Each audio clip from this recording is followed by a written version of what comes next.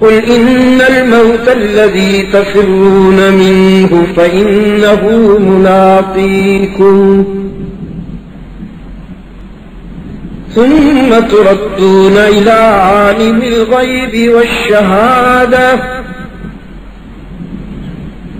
فينبئكم بما كنتم تعملون. ہر آنچ ہستی باز آ، گر کافر و گبر و بت پرستی باز آ،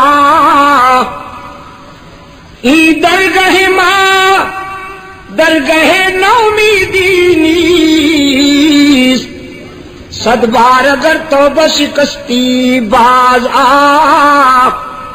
او خطاکار، اگر 100 مرتبہ توبہ کر کے توڑ دی ہے، نبھا نہیں سکا تو مایوس ہونے کی کوئی بات نہیں. لا تقنطوا من رحمت اللہ، وہ بڑے وسیع ظرف والا ہے. تو اپنی خطاؤں کی طرف دیکھ کر مایوس نہ ہو، اس کی رحمت کی وسعت پہ نگاہ کر. 100 مرتبہ توبہ کر کے توڑ دی، نبھا نہیں سکا تو ایک بار پھر اس کے در پہ آ کے دیکھ، جبین نیاز جھکا کے دیکھ، طلب کا دامن پھیلا کے دیکھ، ندامت کے اشک بہا کے دیکھ، اس کے لطف و کرم کو آزما کے دیکھ. تیرے آنے میں دیر ہے، اس کے راضی ہونے میں دیر نہیں ہوگی.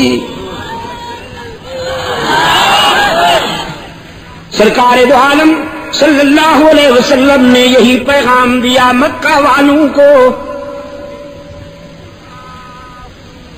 تم کہتے ہو گناہگاروں کی سنتا نہیں، اور میں یقین دلانے آیا ہوں کہ وہ اپنے بندوں کو مایوس کرتا نہیں. ہاں،